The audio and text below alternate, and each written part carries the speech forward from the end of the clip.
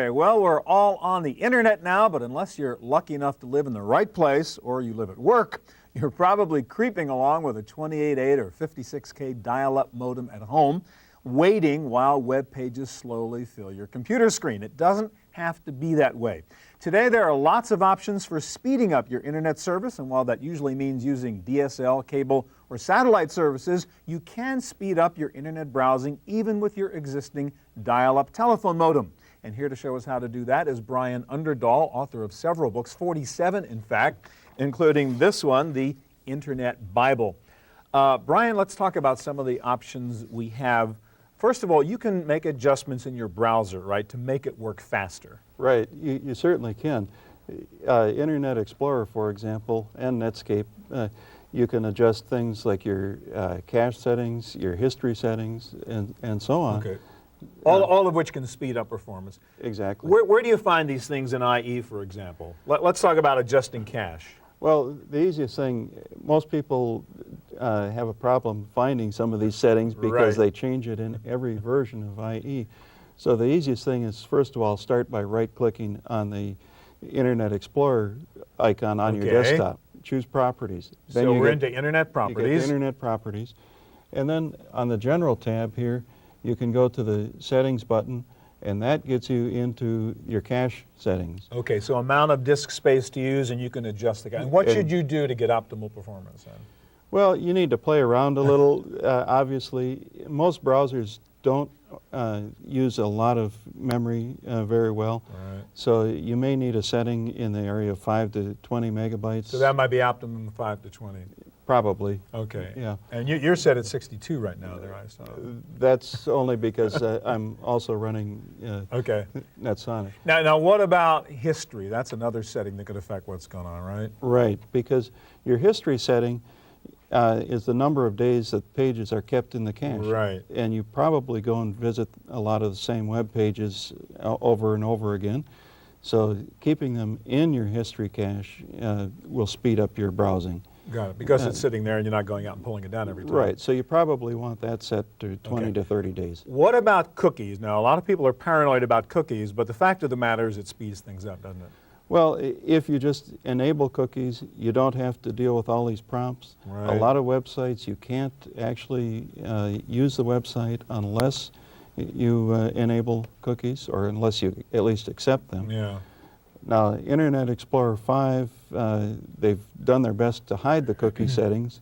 All right, so if you want to change those, what do you do? Well, you need to go over here to the Security tab, and then you need to click on Custom Level, and then you go down, and they're down. Cookies, yep. Right, able, disable, etc. Yeah. So, you know, you need to make sure that you enable that. And actually, most of these settings, you need to set them on Enable. Right. Because if you set them on Prompt or Disable, you're going to be slower. All right, now obviously multimedia stuff, all the graphics that go on there take a lot of time. You can disable a lot of that too to speed things up, can't you? You certainly can, but it's not necessarily a good idea. So the same idea under Internet Properties, just where do you go? Well, you go to Advanced, and then you click down a couple, and you got Multimedia. One of the problems with disabling some of these things is that a lot of web pages use image maps. And you're not going to know what's going on if you disable it. You don't have anything to click on. So maybe experiment a little bit. Yeah. Yeah. All right, let's talk about a couple other things you can do. First of all, if you have an antivirus program, that's a good idea, but that's probably going to slow performance down too, isn't it? Oh, exactly, because it has to scan the pages before you actually can download them. Yeah, yeah. So, yes, but on the other hand, you know, you need the... Speed versus safety. Exactly. Yeah. All right, let's talk about the cache again. Now, you mentioned NetSonic. That's a pretty cool program that actually does intelligent management of your cache for you. So show how that works. Right. Well, we'll display NetSonic here. Okay. And NetSonic actually works with all the different browsers, and it takes probably up to a couple hundred megabytes of disk space rather than the 5 to 20 that a typical browser can handle. Mm-hmm. And so it does a whole lot better job in terms of managing your disk cache. Okay, that's a downloadable. Right. And you can get NetSonic, and that'll do a sort of better intelligent job of managing cache. Exactly. Now, searching takes a lot of time, and you have something called Copernic, which you found, which Right. is a pretty cool tool. Why don't you show us that? Right. Well, let me hide NetSonic here. And now Copernic is a tool that allows you to take and execute a search on a number of different search engines all at the same time. It then takes the results, prioritizes them, and All right, so there's actually a kind of cool graphic that comes up and shows how that works. So if you hit Copernic, you're using all these search engines simultaneously, basically. exactly. And then when the search is done, Copernic takes and prioritizes them so that you can actually go and find the ones that best match what your search phrase was. So instead of doing 10 sequential searches, you can do them all at the same time. Exactly. All right, last thing I want you to talk about, we've been talking about IE, but there's another browser out there a lot of people have never heard of. And in fact, it's about the fastest browser out there called Opera. Can you Yes. show us that and explain it briefly? Okay. Let me stop that. Okay, and we'll go over here to Opera. Opera is a very small browser. It's very fast. It's available as a download from the web, like 1.3 megabytes compared to 26 to Right. 40 for the other browsers. They don't use anyone else's shared code, so they are very fast. And in the tests that I've done, they've been 40 to 50% faster than So any of the forget other. IE and Netscape, maybe use Opera. Right. And the neat thing is you can try Opera for 30 user days. Free. And And that's only, what, 30, 40 bucks to buy it, right? 35. Yeah. Okay. Yeah. Thank you very much. Thank you. All right, well, while you can do a lot of tweaking with your existing dial-up internet service, you are, in fact, still limited to the data rate of your regular phone line. The only way to really speed things up is to get a faster connection. You have three options for doing that, basically, and we'll show you several. First of all, DSL, and here to help us do that is Kevin Grundy of Telocity. Kevin, first of all, for people who don't know, explain what DSL is. What's the acronym stand for, and why is it a big deal? Well, it's sort of arcane. It's called Digital Subscriber Line. Right. And it's really the buzzword for a technology that allows higher frequencies to ride on top of your existing phone lines. So basically you have your existing telephone line that's coming in, but this technology just squeezes a lot of data in there on top of your phone, on top of your voice. And it won't affect your voice line. Got it. You can, at the same time you're having a phone conversation, you can still be cruising the net at a very high rate. Okay, now you guys at Telocity have a very interesting solution, which is this sort of box, which is sort of like a modem, but I guess what you guys call it a gateway. That's right. And just let's take a look at the back here, because it's kind of cool. There's lots of options for how you connect this to your PC. You don't have to open up, stick a card, do all that stuff, right? No, in fact, that was a big consideration in providing a service such as we offer, and that was to make sure that we could get Grandma or Uncle Joe to use the service without... Plug it in a port. That's it. Go. Right. All right, so what are the options we have on the back here, Kevin? Well, starting at the top is the phone That's jack. your phone lines. And you plug your phone line in, and that has the DSL signal on it. Got it. You plug your power in there. So the box has its own power. That's correct. So what are we doing with USB ports? Well, USB, if you have a modern computer with USB on it, then you plug in vis-a-vis USB. Okay. Or if you have a home network, Got it. you probably have 10 base T, otherwise called Ethernet. Got You it. can plug in there. And you can actually plug this in through the parallel port? That's right. There's a whole lot of computers out there that have neither USB or Ethernet, and if you want to just have a box show up So at just the like house, a zip drive, you just plug it in that That's parallel it. port, Just in and that out. easy. Yeah. Okay, so that would be the box. So this is a do-it-yourself DSL solution, right? I don't need some guy from the phone company to come in and do anything for me. That's right. That's the technology. All right, let's talk about, first of all, what is the, I know it varies, but generally the X factor. How much faster am I going to get with DSL than I would with the dial-up? Well, typically it ranges from 20 to 50 times depending upon your current rate. Faster than a 28.8, 56K? 20 times faster than a 56K modem. All right, so the worst performance I would get will be 20 times faster. About 20 times faster, yes. All right, first issue, a lot of people just cannot get DSL. How do you find out if DSL is available in your area? Well, it all depends on what phone company you're tied to and where our service well, let's is. go to your website. You actually have a way of checking out and seeing if it's available. So just how would you do that? Right. Well, everybody knows their phone number. So if you know your phone number, then that's So you all just that's stick your phone required. number in, and the website will say, yes, you can get it or you can't. Right. So let's just go try a phone number that I know we're in that service area. Okay. And again, you know, lots of people offer DSL. We're talking about your particular Correct. version of it here. So it checks our database to see whether or not Okay. service So is if you happen to be in available. that area, it says, hey, cool, you can now get Telocity. That's right. All right. Assuming I sign up for DSL and I'm doing everything now, well, first of all, you should point out, it's not just faster, right? I mean, if you have a DSL service, your net service is always up there. It's always on. And there's So it's not dial-up, log-off, dial-up, log-off. That's right. We honestly believe that's going to change the way people deal with the network. Because Absolutely. instead of having to power the computer up, log in, get the negotiated Yeah. rate, it's there. You can walk use it up. more because it's always there. Absolutely. Show us a basic thing. I mean, just going from site to site is often painful on a dial-up modem. We have a DSL line hooked up here. All right, so let's see how fast you can really surf with this stuff and show us some cool sites. Great. We'll go down to the favorites here. And of course, I like Snap. We're going to go there because they have a high-speed internet panel if you do have a high-speed service. And things just pop up in front of you. All right, and there's a lot of stuff going on there, a lot of graphics, and I might point out we're on a network here, so it could slow things down. Right. But I should point out we have cleared the cache. This is not coming out of cache. We're really real-time pulling these sites down. It's an honest demonstration. Okay. I like Hollywood.com. So click another one. They've got lots of movies here if you like that kind of thing. A lot of stuff pretty quick. And then another similar site is the Internet Movie Database.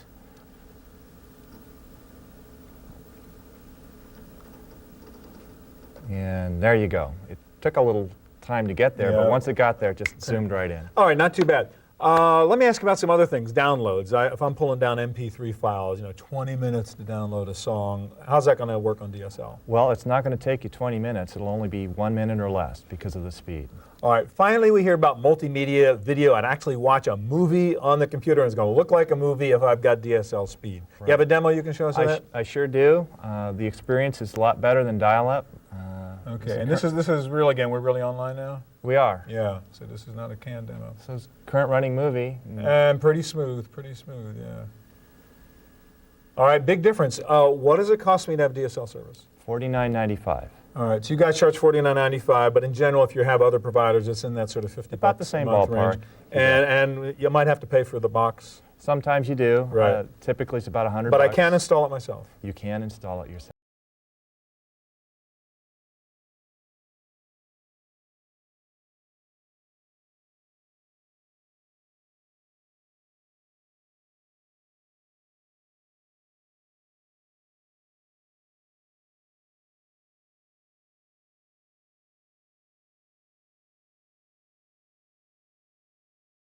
Now is the cable modem using your existing cable TV wires and some special hardware and software on your PC. The leader in this area right now is At Home, actually now called Excite At Home.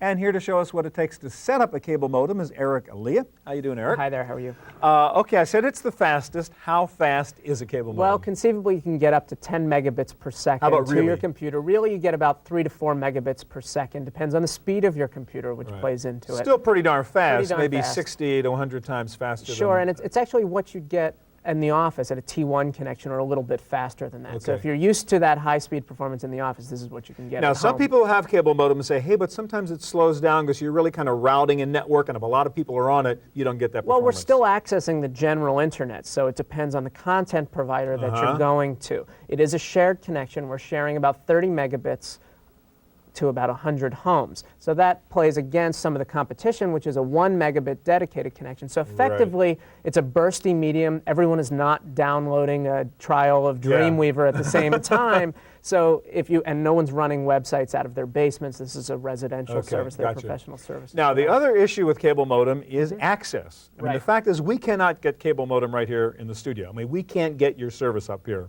Right. What's the deal Well, there? we're in a commercial location in a business park. It's a residential service where you can get cable TV. That's why we can't get it here. Okay. The service is available in over 100 markets. We have over 1 million subscribers. It's the largest single broadband audience in the world. It's 20 cable partners that we work But with. before in you the get US and excited, you better Canada. call up your cable company. Absolutely. Or you can visit our website, www.home.com, put in your zip code, and see if it's available. Now, if I order a cable modem, is At Home my ISP now? Yes, At Home is your ISP. And what about my browser? Can I use my existing You browser? can use your IE or your Netscape, or we offer a customized version with some shortcuts to email help and things Okay, like what that. about like I've got AOL, all of my buddies and all that stuff? If you wanted to, you could still keep that. AOL, I think, gives you a discount. They still charge for the AOL service, unlike a Yahoo or an Excite, but you can keep all of that. Or you could just go download that AOL Instant Messenger Okay, so you and can use be able that. to chat with your friends. But you can get anywhere on the net through the at-home service. All right, so this is an example of one of the cable modems, and normally the cable guy comes into your house and installs this whole thing for you and runs the wire. Exactly. And pretty straightforward. In the back, I mean, you plug in the cable, huh? Right, and then there's an Ethernet wire that goes to your home network hub or to your computer. Okay, no RJ11 here, no phone line, so No. I assume this is cable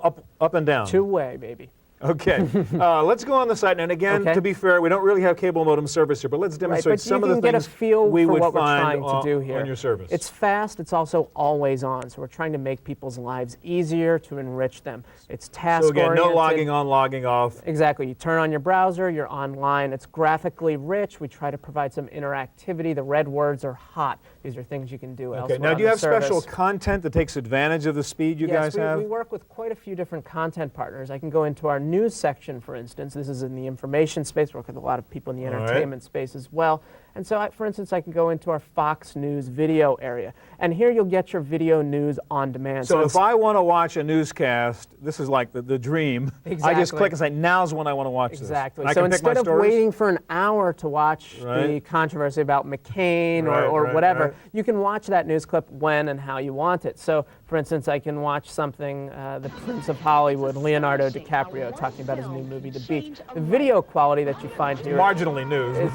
well, this is marginally Gotcha. news, but it's entertaining, anyhow, right? you do entertainment too, right? You get the typical But movie the trailers. size and the quality is the thing to look at here. Yeah. It's bigger than what you'd find. It's bigger than a postage stamp. The Right. quality is pretty fine. It's 15 frames a second or so. Yeah, and again, we're not really going your speed. We're If not- somebody actually wanted to see what a cable modem looks like, where can you go see They that? can go to their cable office, call ahead of time. Most of the cable offices and the cable companies that we work with will show their service in the office. Okay, any other content you want to show us or things you Sure, point we out in can terms of go how to use it? we can go to our How Do I section where, since it's always on, we're trying to help people manage their lives easier. So movie tickets, things like that. Mm-hmm. We're trying directions, yellow pages, food recipes. We're trying to take a few steps out of that process. Got it. Little computer So crash a little here. computer Not your crash, issue. not us. Not That's, your issue, that's not one a of our problem. partner software Is the goal providers. sometime to have everybody who's cable be able to get cable modem? Oh, sure, absolutely. We pass about 72 million homes in Okay. North America with a presence overseas. guys are out Japan, there wiring Australia like as well. They're mad. wiring as fast as they can. So within a few years, we'd like to have that entire audience have Eric, that thanks a service lot. available. Thank you. All right, well, the problem with cable modems and DSL, as we've talked about, as a broadband solution is they may not be available where you live because they depend on wires coming into your house. So if you're stuck living somewhere that isn't plugged into high-speed lines, you can still get broadband net access using a satellite dish. Here to show us that option is Sam Baumel of DirectPC. How you doing, Sam? Great, thank you. All right, so let's talk about access here. Now, the whole point is anybody who can see the sky can use DirectPC service. Exactly. You have to look to the south, obviously. If you live in a forest or you live behind a high rise to Right. your south, you may have a problem. But we pass all homes effectively. We have a footprint that covers the entire United States. Right. So if you're a DirectTV subscriber, that's the same idea basically? Yes, exactly. If you can see DirectTV, if you have DirectTV service, you can certainly subscribe to DirectPC. It's in the same part of the sky generally. Okay, but different satellite, different dish. Exactly. We use a slightly larger dish. We operate off Okay. a slightly different type of satellite, but you can certainly use the same dish with a slightly modified feed arm to receive DirectTV and DirectPC. Got It's it. called DirectDuo. All right, what's the speed of DirectPC service? Typically bursts up to 400 kilobits per second in web surfing applications. All right, so You this can is sort of DSL range or something like that? In the same general range. One of the things that you'll find, regardless of the broadband technology, is that when you're aggressively, actively surfing on the web, whenever you get a broadband connection, you'll find that most of the time, the site that you're going to is going to be the bigger limiting factor than the pipe itself. I keep my ISP if I'm using DirectPC? If you want to keep your existing ISP, that's no problem. Okay. You can add the satellite service, DirectPC service on top. If you want to use us as the ISP, we have a bundle as well. All right, so you're really just the pipe coming into me, and I can keep my same kind of browser, my same ISP if I want to. Well, we are also building partnerships and developing programs with people like broadcast.com, where we're actually encoding events and broadcasting them to all of our customers so that you will get the benefit of broadband. And satellite is actually the best technology for broadcast. All right, Sam, given that it is available everywhere, we do have it coming in live now into our studio here. Yes, we do. So let's run through a couple of things. Show us, there's your sort of homepage, I guess. Yeah, we have an electronic program guide. Excuse me. One of the things that we do is we actually broadcast the top websites onto your hard drive. So for example, now explain what you mean by that.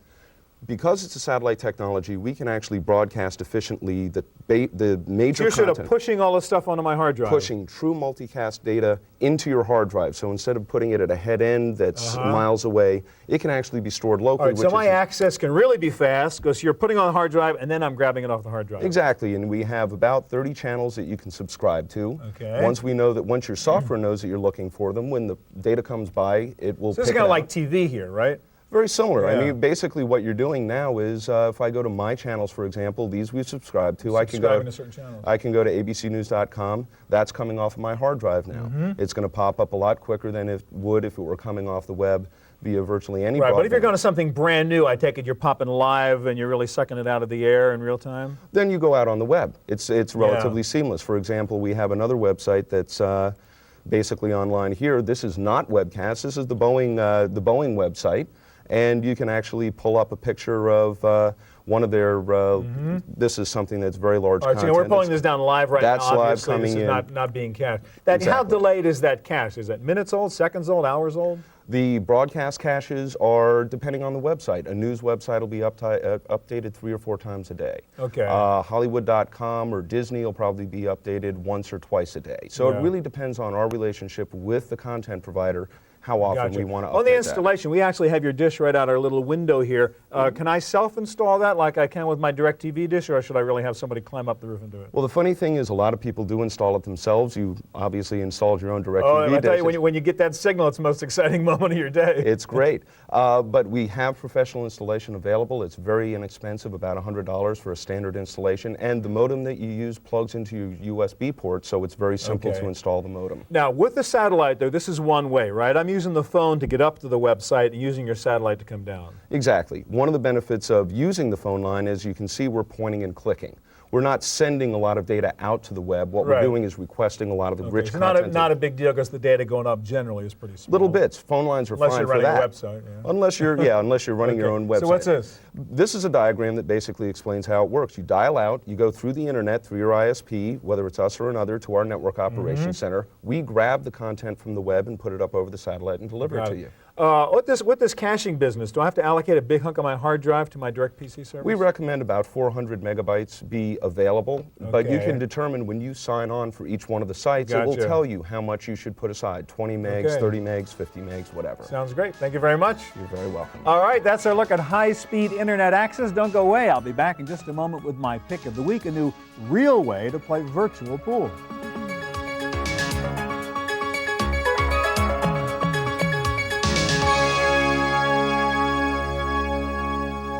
Now for my pick of the week.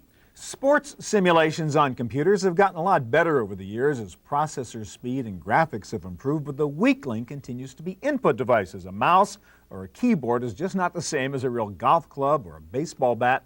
But if you're into indoor sports like pool, playing billiards, there is now an answer to having to hit the ball by shoving a mouse at it. This is Pool Shark from a company called Interact. It uses something they call real feel technology. Indeed, when you play this computer pool game, you use the real thing, a pool cue. This collapsible cue stick comes with the package, which also includes this gadget, which actually reads your stroke and translates it into real action on the pool table on the screen.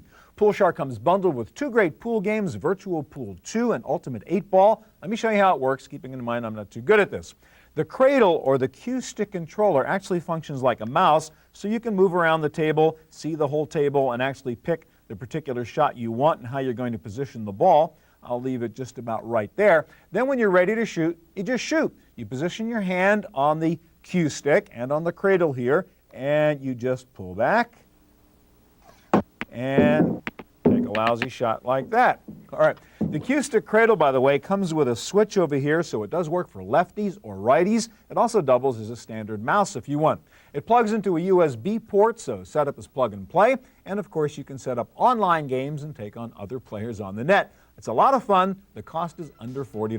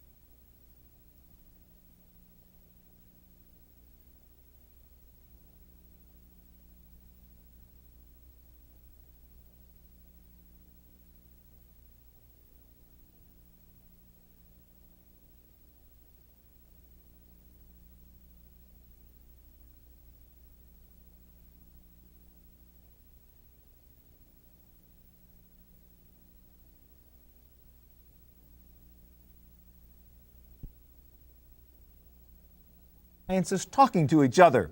The best of Comdex coming up next week on the Computer Chronicles.